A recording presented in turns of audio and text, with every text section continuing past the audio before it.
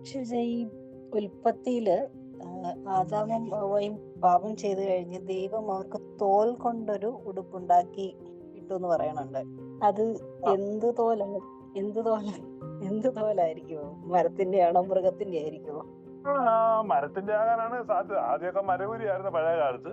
മൃഗത്തിന്റെ ആണെന്നാണ് പെന്തക്കോസ്തുകാർ പറയുന്നത്. ആദ്യമായിട്ട് ദൈവമാണ് ഈ മൃഗത്തെ കൊന്നൊരു തോലെടുത്തു, ഇപ്പൊ ദൈവം ആദ്യത്തെ ബലി നടത്തി എന്നൊക്കെ എന്നോട് പെന്തക്കോസ്തുകാരൻ പറഞ്ഞു. ഞാൻ ചോദിച്ചു, ദൈവം ഈ ബലി ആർക്ക് അർപ്പിച്ചേ? അപ്പൊ അതിന് ഉത്തരവില്ല.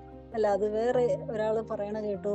അതും ഈ വെളിപാട് പുസ്തകത്തിൽ, അത് ഷിവ്ജാന്റെ ഒരു പഴയ ലൈവിനകത്ത് ഞാൻ കേട്ടിട്ടുണ്ട്. വെളിപാട് 13:8 ലോകസ്ഥാപനം മുതൽ അറുക്കപ്പെട്ട കുഞ്ഞാടിന്റെ ജീവപുസ്തകത്തിൽ പേരെഴുതപ്പെട്ടിട്ടില്ലാത്ത പ്രവാസികളെല്ലാം അതിനെ നമസ്കരിക്കുന്നു. അപ്പൊ അത് ഒന്ന് പോസ് ചെയ്ത് വായിക്കണമെന്നാണ് ഷിവ്ജാന്റെ ലൈവിൽ പറഞ്ഞത്. ഇത് അങ്ങനെയല്ല, ഇത് അതുമായിട്ട് ബന്ധമുണ്ടെന്നുള്ള രീതിയിലൊരു ഇത് കേട്ടു, അതുകൊണ്ട് ചോദിച്ചതാണ്. അപ്പം അവിടെ അങ്ങനെ ആളുകൾ ചിന്തിക്കുന്നുണ്ടെന്നേ. ലോകസ്ഥാപനം മുതൽ ഒരു കുഞ്ഞാട് ഇറക്കപ്പെട്ടു. അങ്ങനെ അല്ലല്ലോ. എബ്രായ ലേഖനത്തിലുണ്ടല്ലോ അങ്ങനെ അല്ലെന്ന്. വായിച്ചിട്ടില്ലേ? എബ്രായ ലേഖനത്തിലുണ്ട്. 13 അധ്യായത്തിലും 17 അധ്യായത്തിലും അല്ലേ?